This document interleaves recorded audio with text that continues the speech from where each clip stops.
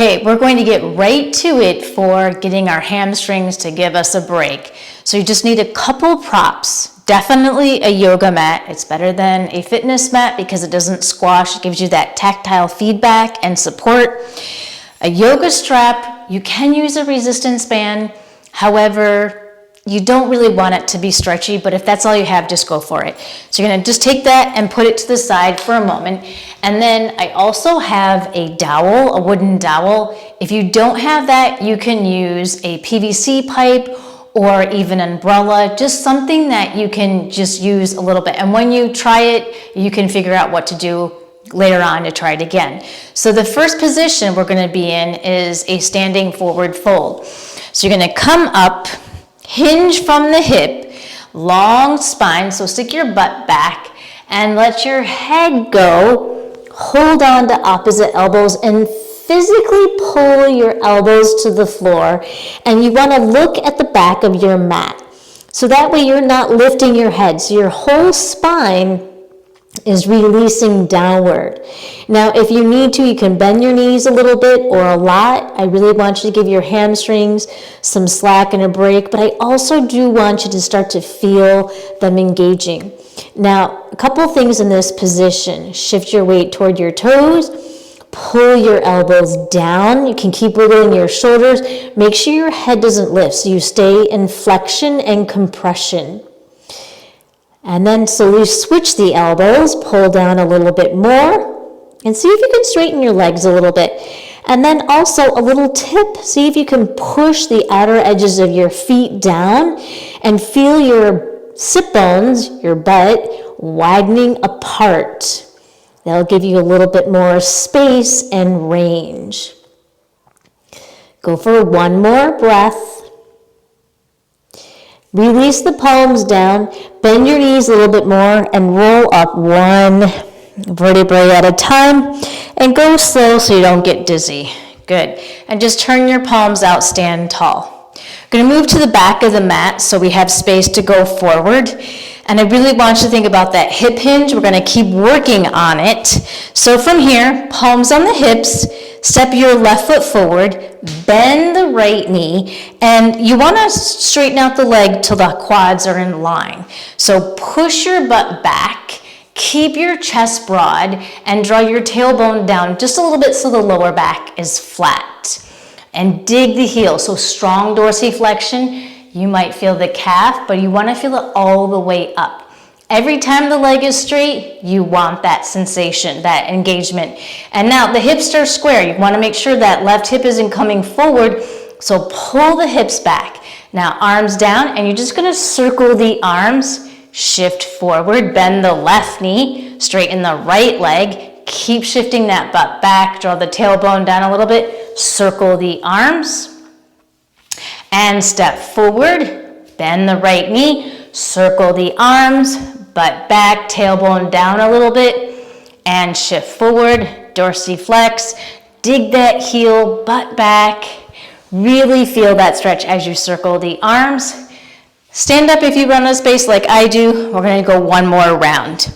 Okay, so now bend, step the right foot, left foot, and circle around, butt back, tailbone down, step forward, right foot, dig the heel, butt back, circle around, step, and hinge from the hip, butt back, tailbone down, circle around. Let's see if we can make one more.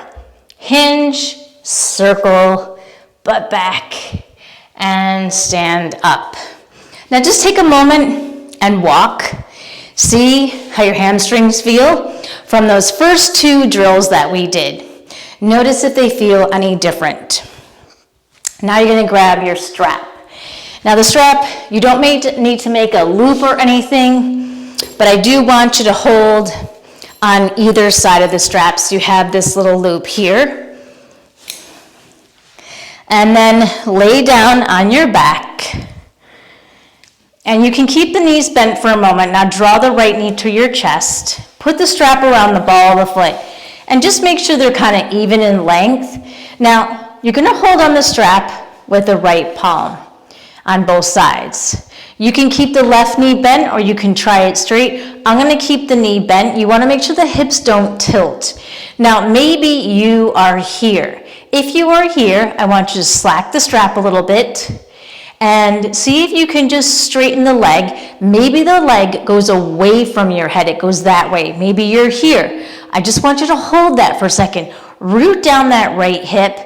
Now pull the strap and push the heel up so you feel that stretch on the back side of the leg, going toward the hamstring.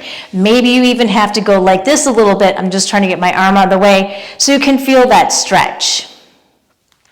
So this is a strong dorsiflexion pushing through the heel. Now, since your leg is straight or straighter, we're going to test it. So you can use the left palm for support and start to draw the leg and the palm up the strap and see how close you can get in the direction of your head. Keep pushing through the heel. I don't want you to just yank and pull. I want you to go slow and concentrated, and when you feel that productive opening on the back side, going all the way to the hamstring, keep pushing through the heel, and then maybe you just bring the right hand up a little bit more. Keep pushing through the heel, grounding down that right hip. You don't want the hip to lift or to tilt. And then to come out, just lower your hand, bend the knee, take the strap off, and we'll switch sides. So the strap is on the ball of the foot. And remember, if you're starting here or here, I want you to push and straighten out the leg. And just hold that for a moment.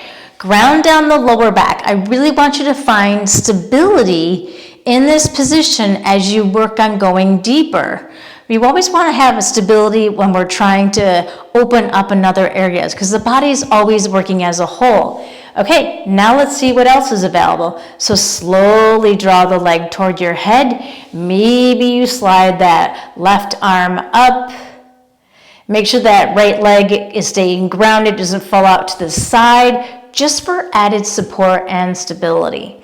Okay, keep pressing through that heel, and you might be shaking, and that's okay. I just want you to feel very productive. And how is this side? Is it a little bit more open, or is it tighter and the knee is bending and shaking? Maybe you need to stay here, and maybe you need to be a little bit more bent. But keep the energy between the strap, the arm, the foot, and the leg all working together. We're trying to really create a new base for your hamstring flexibility and mobility. Okay, go for one more breath, and wherever you are, see if you can go a little bit deeper, and I'm just playing in the range, see what's available to you, and again, if you're here, you're just gonna hold that, but keep pushing through the heel. Okay, now bend the knee and take the strap off. You're gonna move it to the behind you, roll to the side to come up, don't use your neck, and we're gonna grab the dowel. Okay, so the dowel is just to help you with the flat back for your deadlift. So you're gonna take the dowel and place it behind you, and you're trying to line up your tailbone and your spine, and my bun is in the way, so the back of the head. So now stick your butt back, and from this position, I'm trying to move my hands out of the way. Now, draw the tailbone down a little bit so you're lengthening your spine, and push the back of the head so that your nose is facing the floor. Keep drawing the tailbone down, bottom ribs toward your hips. And make sure your arms are not collapsing. I just want you to keep the chest open so you're really working on this flat back. And keep breathing into this position. Shift your weight toward your toes, keeping your butt back. So your chest is pretty much parallel to the floor like you would in a deadlift. So really energize those legs. Now stay here and push the outer edge of the feet and heels outward, and feel that going all the way up the legs, all the way into the glutes. And staying with your breath. The breath is so important, just like you do when you're in the deadlift. Slowly draw yourself all the way up. And you can release the dowel. And now we're gonna come into Cossack squat. But we're gonna do a glide first before we settle into it. And this really works with the hip and the ankle, the adductor and the hamstring. So it's a lateral movement, but the glide really helps to get deeper into that position. So bend the left knee and sink. Use your palms, straight arms. Keep your chest reaching out. And then glide over to the other side. So one leg is straight, one is bent. Try and keep your feet in the same plane. That's going to help, and really feel that inner thigh stretch. Glide over to the other side. Keep a flat back. And glide over to the right. Okay, now we're going to play going deeper into full Scott Cossack. However, don't worry about your heel coming off. We're going to actually lift the heel. Use your fingertips to lift your spine. Here's the thing. Dorsiflex the foot. Get the kneecap up so you really feel the adductor stretch, a little bit of the hamstring, and you've got this lateral move, and you're also using your side glute to push the knee out. And you can play with shifting back, getting into that ankle range, that ankle mobility.